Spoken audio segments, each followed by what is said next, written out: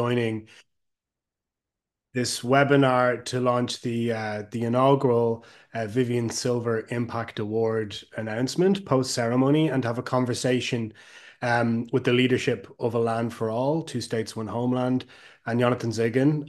Luckily, Rula and Jonathan are all together in the same room. I'm very jealous, able to join us for this conversation and to create a sense of intimacy, hopefully, in the discussion that we're going to have over the next hour and change. My name is John Linden. I'm the Executive Director of the Alliance for Middle East Peace, ALMEP. We're very proud that A Land for All are amongst the member organizations of the Alliance for Middle East Peace. We've around 170 NGOs doing fantastic work, but A Land for All really do sit in a very special category as sort of amongst the thought leadership of the field at large, which is why we're thrilled at their awarding of this inaugural Vivian Silver Impact Award. But also it means an awful lot to us at ALMEP because of the role that Vivian played in our network, in its growth, in its early years. She was in charge of our membership committee for quite a while when the organization was first founded. So she was the gatekeeper on deciding which organizations came into the network and why, and was a mentor to me and many others in this space. Before she was obviously tragically killed on October 7th at the outset of this devastating war that now continues to this day. And Vivian also founded two of our members, Ajik Nisbet, which is a field leader in the Negev in particular, working for equality amongst Bedouin and Israeli Jewish citizens, and also Women Wage Peace, which has now grown to be one of the largest peace movements in Israel, and which Vivian founded on the ashes of the last, until now worst, Israel-Gaza war in 2014. I've been privileged to get to know Jonathan a little bit over the last year and to see such an exceptional leader in our space emerge in a way very much in fitting with Vivian and the leadership role that she played. And that's why it's also very fitting and quite an honor that Jonathan and his brother Chen set up this award in Vivian's name. And also the founding idea behind it is pretty beautiful and hopefully is a place we can start the conversation today around the importance of the two dual priorities that really framed so much of Vivian's tireless activism over her life, both equality between the sexes, men and women's role as pioneering leaders within society, and the importance of feminism within the development of Israel and its society. And then also peace and equality and conflict resolution between Israelis and Palestinians, and where those two things merge, where actually some of the most important leadership taking place in civil society is being forged and led by incredible women leaders in our space, and how disappointing it is to see how little leadership there is at an elite level politically within both societies that has truly been driven forward by Israeli and Palestinian women. So when Jonathan said that they were going to be the kind of the two lodestars for this award, it seemed obvious very early on that the initial awardees might end up being Rula and Mai from A Land for All. It's my pleasure to introduce all three of them today. As I said, they get to be in the same space together. So Rula, Mai, Jonathan, thank you so much for being with us. And Jonathan, thank you so much for establishing this award and giving it to such worthy inaugural awardees. So I thought we could start the conversation off, and we had a little bit of a discussion beforehand about almost reflecting upon the shattering 15 months now, I guess, that we've seen since October 7th, but also rooting that in the activism, the sort of entrepreneurial work that's taking place, that each of Jonathan, Mai, and Rula have special and unique roles in and different perspectives in as well. And we wanted to make sure that we didn't in any way obfuscate the pain and the trauma that is very real and is ongoing, but also not to be prisoner of it and to think about how we can transcend it and as a civil society peace building community work towards transformation and something on the other side of this devastating war which cannot end soon enough, that is more just, more equal, and more peaceful for Israelis and Palestinians who deserve much better. So in that spirit, I want to unfortunately start us off with thinking back to that day, which I think is probably etched in everybody on this call's minds. If you care enough to join this webinar, I imagine it was a day you'll probably never forget. but I suspect for nobody more so than Jonathan because of the direct and very personal loss and trauma that he and his family suffered on that day. And again, Jonathan, I remember you saying in an event we did over the summer that the trauma didn't need to be a barrier to promoting peace and some sort of transformation, that it could be an accelerant, and that conflicts are by definition ended by traumatized people, because that's what conflict does to humans. So I'd love each of your reflections, but perhaps for you starting off, Jonathan, a reflection on this war, but also how it motivates and frames your work and your action towards ending it and establishing something much better in its place. Thank you, John, for this nice introduction. Um, October 7th, I think the main experience I felt there was one of helplessness.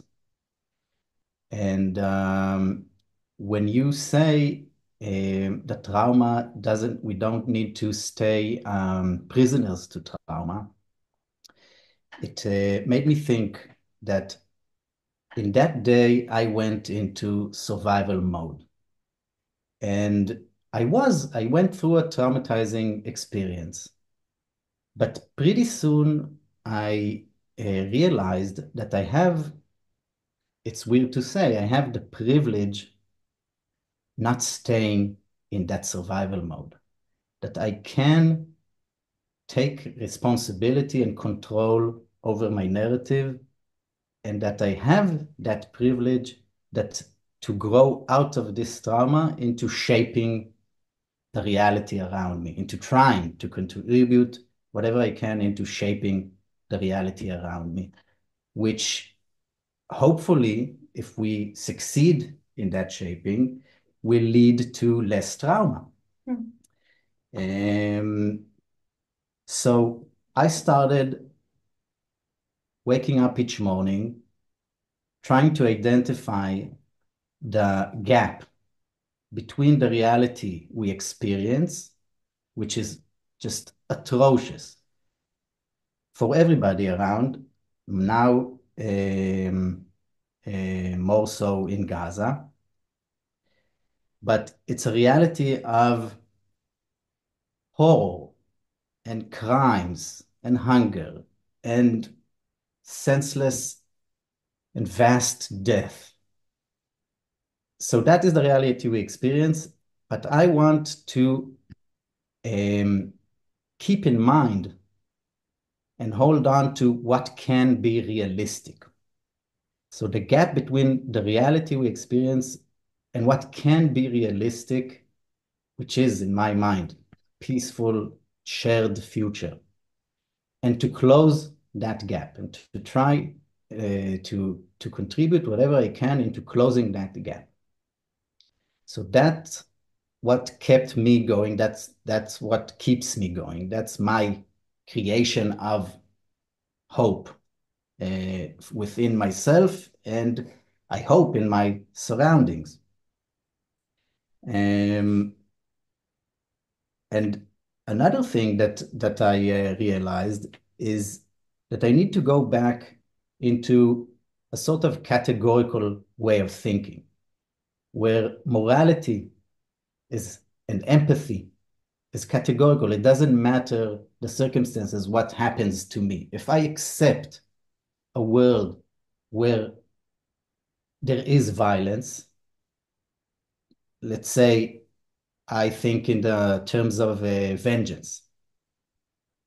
Oh, it's something so bad was done to me, then it's okay to do it to others. If I accept that logic, then that's the cycle that makes it okay to do it to me again. So when I dehumanize others, I, in fact, create the dehumanization of myself. And that kind of logic and thinking and mindset was what was driven me since October 7th. I mean, the day after, and it was a period of time where Vivian was considered a hostage. And I didn't want to be in any kind of role outside of being a part of the hostage family scene, as I call it. I didn't want to express opinions, political opinions, or humanitarian opinions. I wanted to retrieve the hostages, to be a part of that effort. But after she was identified, I felt a very strong sense of responsibility to utilize these preventable tragedies, this personal experience, to utilize it into a human experience where we work together to prevent the next death. We haven't succeeded so far, sadly, but it it means that we just have to work harder. Thank you, Jonathan. I don't know, Rula, from your perspective, I guess the same idea and question, looking back on that day in the early parts of the war and how it sort of framed how you thought about activism and change since. Yeah, thank you, John. First of all, I feel I I got to know Jonathan only recently after he called me. I do remember I was in London having some, political meetings and a conference. It was maybe 2 months ago. But each time I meet him, I feel embarrassed because I do think about myself. What did I lose in this war? Actually, nothing. And I feel embarrassed because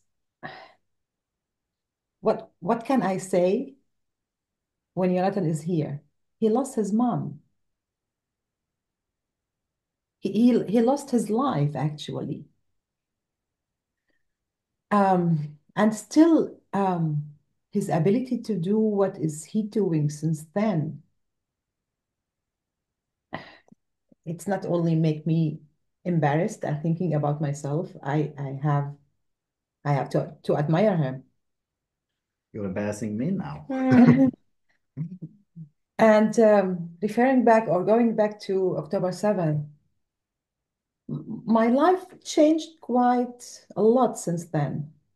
Um, Mainly because I decided to change my career and to do this work actually. As you know, John, and as I said in several occasions, I had my academic career and that's it. I was involved a little bit with the Land for All already 2 years before October 7th, but it was a very narrow part in my life. And I never thought that I'm going to be involved in this all the day, all day since then. And I never imagined that I'm going to be doing this position or having this position with May. But I knew from the first day, and I do remember that very clearly until now. I do remember the feelings that I had and the political thoughts. I knew then that it's going to be a historic turning point for all of us. Nothing will be the same. We are not going to be the same after October 7th. I knew also that Gaza is not going to stay Gaza that we know, that we know from, hearing about it.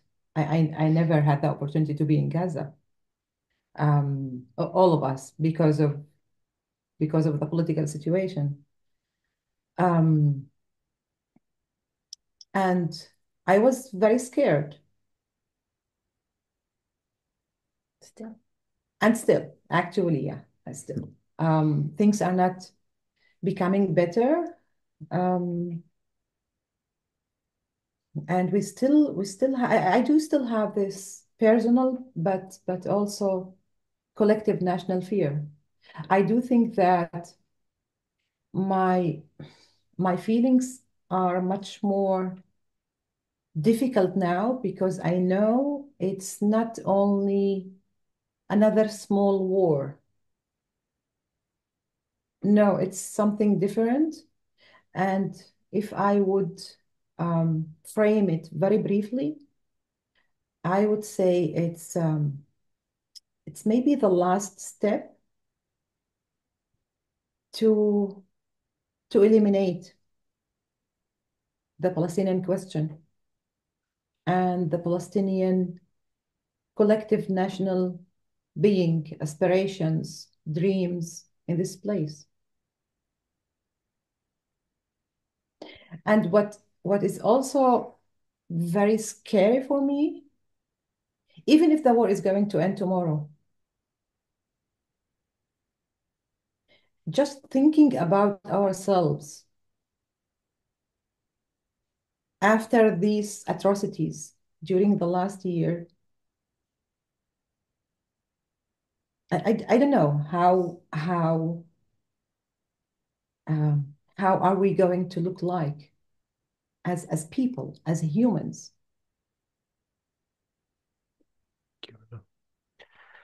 Yeah, I think it's hard to react to that without kind of staring it in the face, right? The transformation of everything right in front of us and the huge human tragedy that's ongoing, even just today. I mean, maybe to close off this first round of just reflections and looking in the eye of what has happened on October 7th and since in Gaza in particular, I wonder what your reflections on what you've heard and how you felt over that period are before we move to the future. Hmm. Um,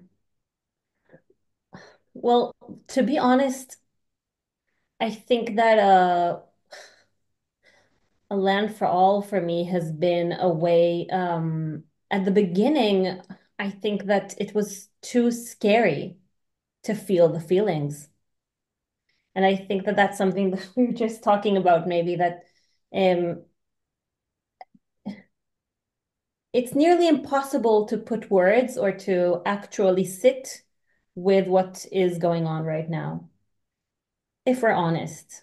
Um, and I think that there's so many levels, and I can assume that as many people on this call, all 187 of them, as the number of or array of emotions and conflicting experiences and respond emotional responses are, but um, it's the amount of horror and violence and trauma, and which is ongoing trauma and intergenerational trauma. And I mean, and you know, the it's just impossible to confront. And I think that one thing that I think that we all kind of leaned back to was doing the work. I think that one thing that we did is to instead of sinking into really despair, was to just pull ourselves by the, by the hair, and to just honestly invest every ounce of energy and soul that we have to push back, to push back, and to try to end the cycle of trauma that at least us as Jews are carrying for thousands of years.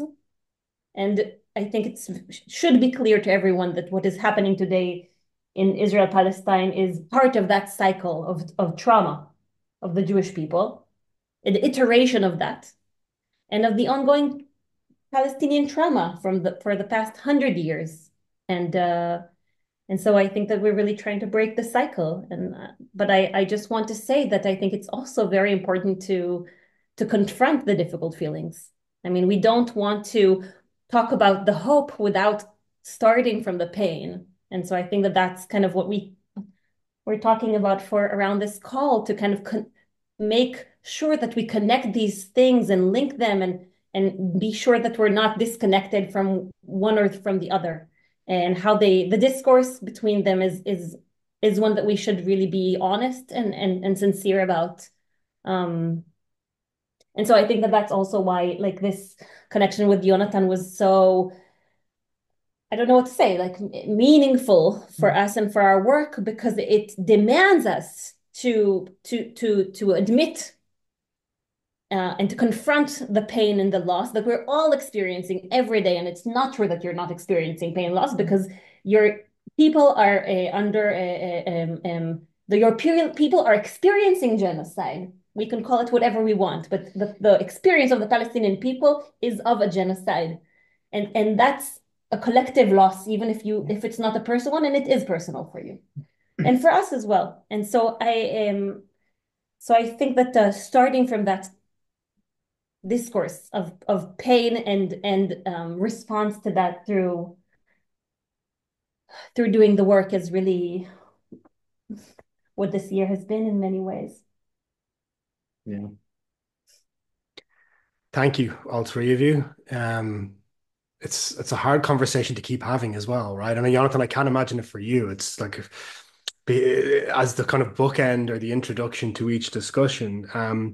But I guess confronting it and acknowledging just the sheer depth and the horror of what we have seen, what we are seeing every day, and saying we have to find a way to end this in the moment right now and move to a future, a shared future for Palestinians and Israelis where this becomes impossible to never go back to it again. And I think as a segue towards the kind of actions, the activism that needs to take place, to your point, Mai, the work, right, that we need to lean into. Sometimes it's a coping mechanism, but it's also a disruptive action that can give us a sense of agency, particularly when done at scale, to transform what I think objectively is the most malleable moment any of us have ever seen in Israel Palestine. Things could get much, much worse, which is almost impossible to imagine considering what we've seen. And they could also get better. They're definitely not going back to the way they were before October 7th. So the question is, what do we do collectively as an individual agents of change to make sure that we move towards that better future and that nobody ever has to go through what they've been going through, what they are going through on a daily basis today, ever again? And to that point, how, what is it that we need to do individually, collectively? What do we need to do more of? And how can we shape? I keep using these clumsy metaphors, but it's like the Israeli-Palestinian conflict's like a mid-molded clay pot all of a sudden, right? And before, when it was hard, you could use a lot of action and force on it, but you couldn't move an inch.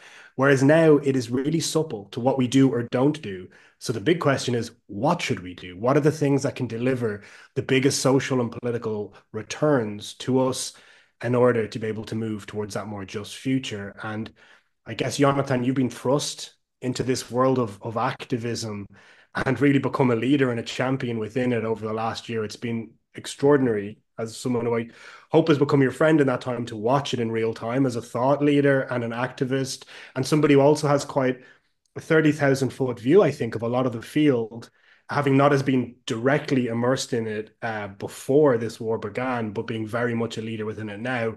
I'd love to hear your observations to start things off about what we need to see more of and how we can have that greater impact.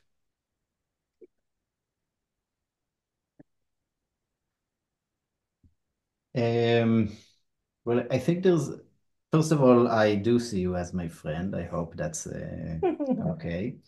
I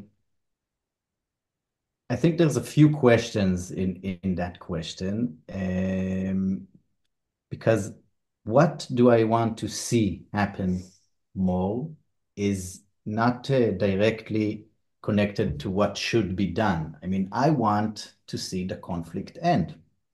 It's so simple in my mind. How should we do it? I think one of the first things that I changed in the way I see the conflict is, or maybe sharpened my thought about it, is that we are treating symptoms as if they are the problem. Israelis are treating security as the problem. Hence, we are trying to solve it all the time with unconstructive means of military means, but we are treating security as the problem. Palestinians are treating oppression as the problem. And in that way of thinking, the conflict as a being is overlooked. We say we have a problem of security. We need more soldiers. We need more weapons. We need a higher wall. We need more checkpoints. Instead of saying, no, we need to solve the conflict. We need to transform our perceived enemy into a partner, and then we won't have a security symptom anymore. And the Palestinians are suffering from oppression, so they need to take that boot off of their necks. How do you do that? You try. Violent resistance is a natural way of trying to deal with oppression. But the occupation is also a symptom. It emerged from the conflict. It emerged from our inabilities to sit down in an equality-based discussion and to figure out how we will get to the end point, which is a fact. It's an axiom that both peoples will share the land in the end. How do we get to that point without canceling each other's existence? So that failure, I think, is joint. And our success will be joint if we externalize these issues into a problem that haunts both of us. It's not the Palestinians are to blame for violence. It's not the Israelis are to blame for violence. We are together are haunted by violence. How do we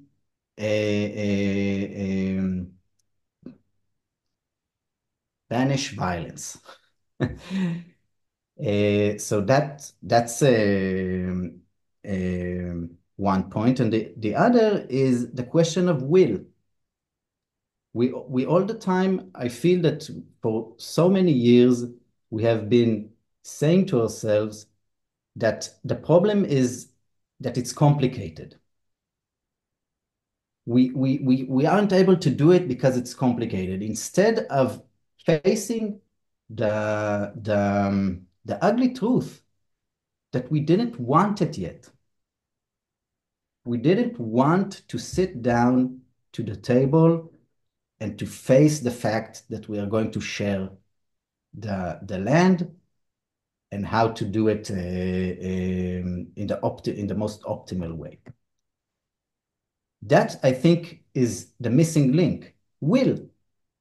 The minute we want it, the technicalities will dissolve. We will solve the technical issues if we have the will to do it. And it sounds kind of naive, it sounds simple, but I think it's a very logical way of looking at it, is that, oh, it was complicated because up until now, we didn't want it. And we don't want it now as well, as we see it. And when I say us, I mean leadership. There's a lot of people that do want it. And maybe that in practicality, what we should see more is a synchronization in civil society and in the political sphere, in the clear message that, this utopian thinking, and then cut back from this utopian thinking of a shared future, we're going to share the land, then cut back into pragmatic steps to achieve that, we need a synchronization, I think, of the messaging and the camp. It doesn't mean we have to have one organization, but it means all the initiatives, I think, need to come together into a clear vision and separation of efforts. And I think there's a crucial role for the international community. And that we need to put a lot more pressure on the international community to pressure us back. I mean the peace camp. Because the way I see the conflict, it's not the way that the mainstream sees it. And the fact that the mainstream doesn't see it is, in my mind, a blind spot. And we can't do this internal process internally in Israeli society, internally in the Palestinian society, and together. We can't do it if we don't get a clear signal about what the issues are and what the problem is. That signal has to come from outside, from the international community, with incentives and sanctions, and with the cancellation of the acceptance, the diplomatic acceptance, and the funneling in of resources, unconditional resources, into just maintaining the status quo. I'm going to come back to that because I think that kind of top down and bottom up part together, and it's really indicative of the way in which A Land for All think as well. I'm going to come back and focus on that more narrowly before we open it up to everybody in a moment. But Rula, from your perspective in Palestine, it's important to note that Rula lives in Ramallah, is coming to spend time today with my and Jonathan in Tel Aviv, I'm assuming.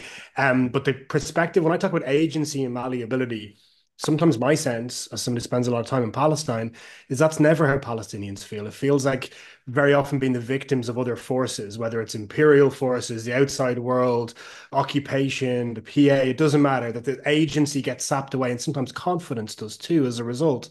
And I'd love to hear your reflection on how agency and Palestinian self-determination, not just in a political sense, but like a psychological and ideational sense, how you see civil society being able to drive that forward and what your theory of change around it might be. Well, yeah, this is an important point, and I think I started also to act and to speak the language of a land for all from this position as a Palestinian. You know, my identity is much complex than being a Palestinian. I'm Palestinian, but I'm citizen of the state of Israel. I move between the two spheres, and I do feel belonging to both of them. Um, so I can also say a lot about the Israeli society and Israeli politics, but maybe later on. I think it's a very clever and interesting point that you are raising here, John, today, the agency of the Palestinian people. We don't have, unfortunately, the time and the space to speak about the development of the Palestinian narrative um, over the decades since at least 100 years before even the Nakba and the establishment of the State of Israel. But we had better phases in our history as Palestinians where we were able collectively and on the political official level to take agency on ourselves and situation and political interests, um, and say what we want regarding the Jewish question and later on regarding Israel and the political imagination of the solution or any solution. The disaster, or one of the disasters of the Palestinian people, is the failure of the failure and the decline of the strength and the centrality of the Palestinian national movement, and accordingly, the fragmentation between the political powers, parties, groups around what is the political national project, because mainly because of the failure, because of internal problems between political parties and political ideologies, and the rise of in new political ideological groups such as Hamas and others during the late 80s, that are not until now part of the Palestinian Liberation Organization, the PLO. But also the other important factor is actually the failure of the main important peace process that the Palestinian National Movement decided about, and I'm speaking here about Oslo, in the beginning of the 90s. After this failure, the political ideological national fragmentation among the Palestinian parties and political groups became much more deeper, and since then, and because of other regional and global interventions and interests with these Palestinian local groups, we still have this fragmentation until now. Meanwhile, to refer back to your question, I do believe, and in all of our conversations with Palestinian intellectuals, scholars, politicians, leaders, and so on, and also with people from civil society organizations, it's very important to remind the Palestinian people with this message from the very powerful position of being or claiming their belonging to this place as a homeland for many, many, many years. From this powerful position of indigeneity, they have to take agency upon their lives, political and national interests, but also morally and ethically for the others who share with us the whole space between the Jordan and the sea. And it's very, very powerful, and it's much more charming than being the victim and the helpless and not doing anything. I love that. And it echoes with what Jonathan was saying as well, that sort of the reciprocity, the indigeneity and the reciprocity, the action and reaction across both peoples who share the land together, and there can be agency there. My just addressing the same issue, and maybe like thinking practically about the things that I know you're doing, the ideas that are being put into the ecosystem that are informing many of our member organizations at ALMEP and policymakers, and how you feel as if it can help to drive the sort of change that we've been discussing. Thanks, John. So maybe I'll try to take a more practical approach to this question, and also maybe share a little bit, just in a few words, a little bit about the vision of Land for All, because I think it's important to say in this forum with these people and everyone who's joining us, because I think that in a way, and I'm also trying to be authentic to what we've heard from Jonathan and Rula. A Land for All, we don't claim to have all the answers to the problem of the Israeli-Palestinian conflict. But we do claim to have an answer, a good answer, to an imminent, crucial component that has been missing for many, many years, which is an updated political vision that is committed to values of equality, that is committed to being pragmatic and connected to reality, to what we know works and doesn't work, to learning from other conflicts, and the commitment to the both sense of belonging of all 7 million Israelis and Jews and 7 million Palestinians to this homeland, and the strong sense of attachment to the entire homeland, and the right of self, the still existing need for a right of self-determination, which is still the majority of Israelis and Palestinians. And number three, to be very pragmatic in coming up with new assumptions and a new narrative that will hopefully take us out of this cycle. And so what A Land for All has created from putting all these ingredients on the table, starting from the point of what we said earlier and what you said so beautifully, John, of the fact that whatever was going on October 6th was not sustainable. For many, many years, we were trapped in this binary of, one state is impossible, two state is impossible. And so we just accepted, and we were all complicit, or I say we were all, but in a way, yes, we were all, taking from what Jonathan and Rula said, in a way, we were all complicit in accepting this fake status quo and accepting the fact that this conflict is impossible to solve. And there's no vision to the future. And, and really not prioritizing the need to solve it. And one of the things that have been missing, and I think about also political change, right? Like we are in a moment where political change is needed. One thing that is needed for political change is political vision. And political vision needs to be compelling. It needs to be exciting. It needs to be authentic. It needs to be pragmatic and practical. It needs to be something that can actually work. It needs to learn from mistakes and learn from successes. It needs to be inclusive. It needs to be all those things. And that's what we are offering at A Land for All. And I'll say one word personal and then a few words just about the vision itself, because I believe it's important, which is for me, as a woman, as a mother, as someone who's been an activist for many, many years, I remember myself losing hope. And this is 5 years ago, right?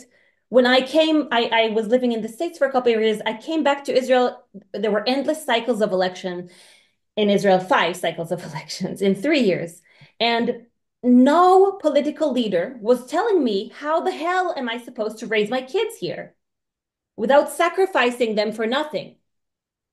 And that for me as a young mother was unacceptable.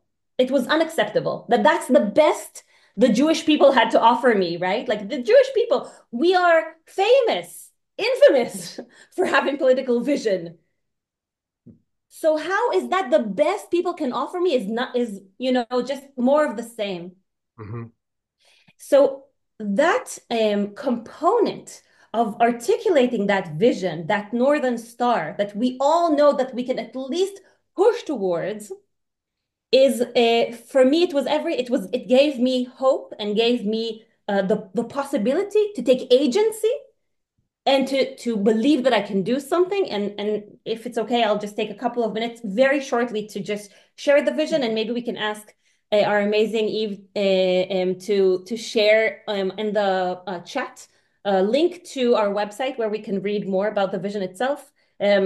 But I will say shortly that what A Land for All is offering is, and you can see it here on our banner, A Land for All, 2 states, 1 homeland. It's very simple to summarize it like that.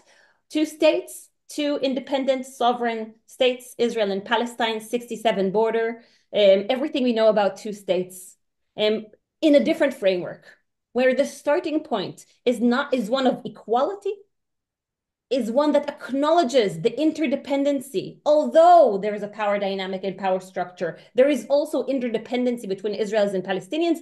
And I think October 7th made that very clear, that until Palestinians are not free and safe, Israeli Jews will never be free and safe, ever. But that goes for climate, and that goes for healthcare, and that goes for security, and it goes for Jerusalem, and everywhere you look, from sewage to economy and integration into the Middle East, the framework has to be one that is based on integration, cooperation, shared interest, shared future, shared homeland, and not one of segregation and separation. It cannot be based on that. It cannot physically be based on that and morally based on that. And so translating that understanding of the reality into a political framework means that yes to a two states, and also under a framework that we call for shared institutions to take care equally and collectively with shared values and shared interests on our shared future. So again, climate, water, Jerusalem, some issues of healthcare, some issues of economy, we have to take care jointly. And moving towards a reality of freedom of movement, and eventually, gradually, with all the needed security steps on the way, to freedom of residency and differentiation between citizenship and residency, meaning that shortly Palestinians would be able to reside in Israel while they vote in Palestine, and Jews will be able, with no system of oppression, with no system of settlements, but as Jews, to reside in Palestine as permanent residents of Palestine. And for those who think this is insane and outrageous and crazy, we always try to encourage us to use our political imagination and to go back to places like the European Union, with all the problems that it has after 250 years of slaughtering. People are still living together freely with open borders. And that's important to remember. It's important to remember that these things that sound impossible actually overnight change. And I think that the past few days of what we're seeing in Syria, or the Berlin Wall that suddenly fell after everyone predicted it will never fall, and I can give many, many more examples, but I just think that even thinking about Israel and Egypt, that one day were the biggest historic enemies. And 5 years later, and now till a few years ago, Sinai was the most popular vacation spot for Israelis. It pushes us to understand that it can happen here as well, and that we need new creative ideas to achieve that and to allow, and I'll end with this, for political change.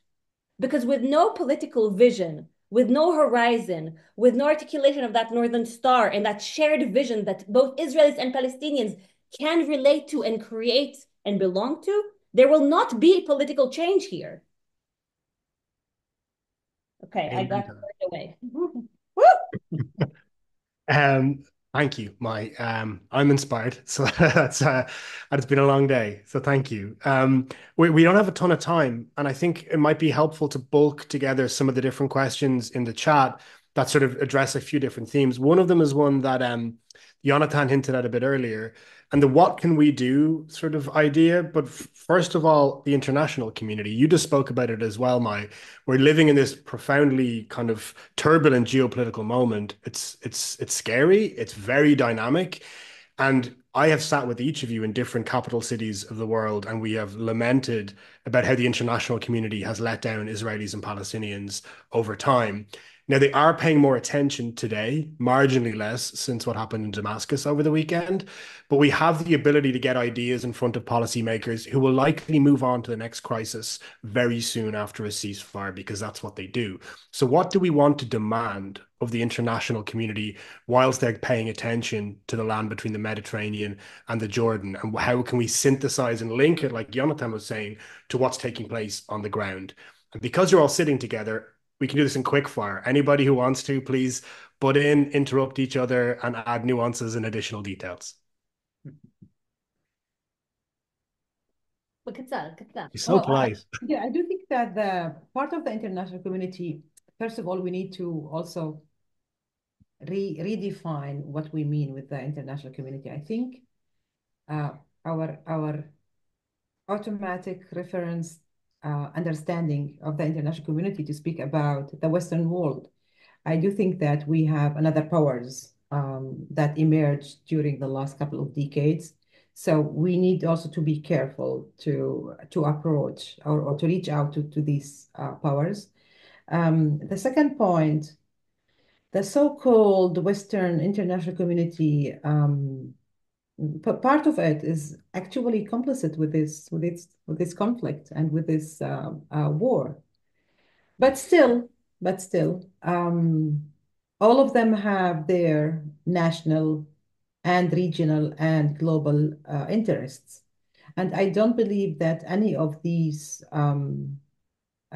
countries of the international community are interested in instability and continuous war, not because they love us Palestinians and Israelis, because they do care about their interests. And that's why they are still valid and important for us to play a significant role. The second point is that I do believe the international community didn't put enough efforts during the last at least 2 decades to do anything with the Israeli-Palestinian conflict and with the Israeli occupation and apartheid and so on. And that's why they are complicit in this situation, and they became also convenient with the status quo, which is problematic. The last point, the international community has much more diplomatic tools to use that they didn't start to use when we speak about Israel and Palestine. אתה רוצה? אפשר גם אחר כך. I actually, I'm trying to be, it's too late for me to be diplomatic. So I'm going to say that I actually have zero trust in the international community. And that's, sorry, John, I have trust in you. But I think, and that's okay, because I think that yes, I would love for there to be sanctions on Israel to end the war, but I don't think that's going to happen. And so I'm trying to think what will happen, okay, or what I have power to do. And within that, what we have, again, I'm talking from our humble position of probably the only Israeli-Palestinian co-led political movement offering an alternative vision to a problem that has no vision. And so what I think that the international community can do is to start talking about the fact that A, the Palestinian-Israeli conflict has to end. Has to end. This is the end, the beginning of the end. This is the last war. This is the end of the conflict. We have to end it. Number two, it can end. People always say it can't end. It's the most complicated ever.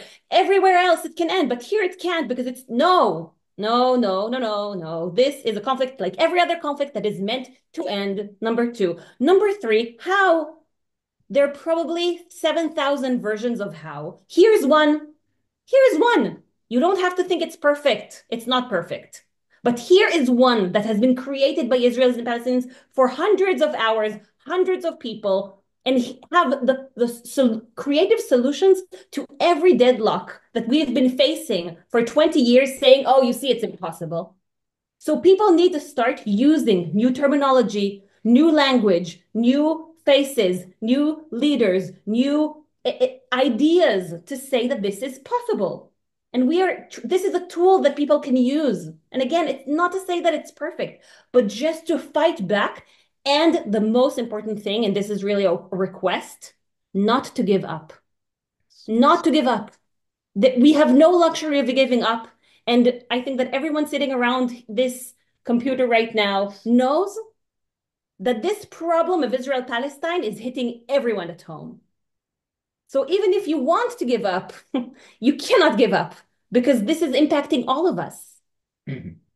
So that's really, really important. And we are here to help, to be resources around that. I want to add that I think the interdependency you talked about before between Israelis and Palestinians is also true in the universal sense. This homeland, this state, this two states confederation, doesn't matter. It's interdependent with the world. And it was true before that the international community has actively enabled the occupation and the status quo. and has been actively sponsoring the war since October 7th, and they have the accountability to change that reality, to stop supporting, stop sponsoring the status quo, and start incentivizing a different kind of reality. And I want to say that it's an important observation about what does it mean when we say the international community about the Western world. And I think that up until recently, it was kind of an interest for the Western world, for the United States, Western Europe, to have this I lost the word. Hebrew. Maybe I lost it in Hebrew as well. Arabic. Extension. This extension of itself in the Middle East, in Israel. So it didn't matter that we're oppressing the Palestinians, we're fighting with our neighbors, because the interest was so strong to have this Western extension in the Middle East. But the world that is changing in terms of powers and in terms of interests. So now I see it as aligned that the conflict and the occupation became a liability on the entire geopolitical map. And in order for this new, axis to form in the world, that they are forming as we speak, they need the Israeli-Palestinian conflict to end. It's a pain in the ass. They can't do new alliances that are overdue in terms of with Saudi Arabia, with Egypt, with Morocco. It doesn't matter. They can't do it while the conflict is persisting. So in that sense, I think they are looking for from us to this mutual pressure, that we need to pressure them, to pressure us, to pressure them, and to form this new global reality. Amen to that. And it's a moment for that and these new ideas. And also, because we're at the hour and recognizing that very few of our attendees, I think, are prime ministers or presidents, but they are people in the international community, many of us, who want to help, right? Practically to get the word out about your work, to be able to spread the vision, support you materially. So in a few words, what can those gathered here today do to support the work that you're each pioneering on the ground in Palestine and Israel? I have 3 requests. One is, be an ambassador. Just promote the message, speak out, and engage others in the platforms. Secondly, I think that the ability for people abroad to do interfaith action and dialogue is very important, and then it echoes back to us, because when we see in North America and Europe our conflict being imported there, it's isolating and it's counterproductive, and we need for the world to export solutions to us. And so when you don't lose anything from the conflict, it should be easier, and it's more important. It's not more important. It's very important, I think, for Israelis to look for, or Jews to look for Muslims, or expats, Israelis to look for expats, Palestinians, and vice versa, to do shared activities instead of raising pro-Israel or pro-Palestine flag, raise the flag of peace. And the third thing is to condition political support to your parties. When we hear about Edelson contributing millions of dollars to Trump and saying this money needs to go in the direction of annexation, we need it in the other side as well. We need the disproportional Jewish power, political power in the United States to be clear of what is expected from the administration if you get the support that it's expected to solve the conflict. And it's expected to end the occupation by the administration. And also the Muslim power now, we saw the power they had in Michigan. The support needs to be conditioned, the political support in the. Thank you, Jonathan. I'll try to be very brief. I would say three things as well. Number one, this is a time to be outrageous. This is a time of a shock doctrine, and you started with this, John. The perception and consciousness is malleable. Whatever is going to be on the table right now is what's going to be caught in people's minds. Mm-hmm. And on the other side, we have names for the settlements in Damascus and a whole program for the settlements of Gaza and of Lebanon. Okay, that's what we're dealing with, a third temple people who are supposed to be crazy and are running this government in Israel. So it's time for us to be ambitious and outrageous in the alternative radical ideas that we bring to the table and not trying to cater to, anyone else. We need to be outrageous. Number two, we need to be practical. We need to be very, very practical and talk about things that we know can work and lean back to activists on the ground who have ideas and solutions and not to be part of the problem. Not to say, oh, there's nothing we can do. It's too complicated. It's too much. It's too volatile. Let's not talk about it in campuses because it's too complex. No, this is the time to push forward. And there's so much good work going on the ground. So much. So it's time to push these pragmatic, practical voices. And number three is support us. Like, to have more events, help us financially, bring us these ideas to decision makers, make this something that people talk about and know that it exists. Because unfortunately, the narrative now is between people who have very clear political vision that is going to be the end of all of us. And so we have to fight back. We have to fight back. Amazing. Thank you, Maya. And Rola, the last word to you. Well, I do think that there is a lot to do. And first of all, I think all of us, we get used to this situation. We normalized the war, which is actually immoral. And we cannot continue normalizing the war.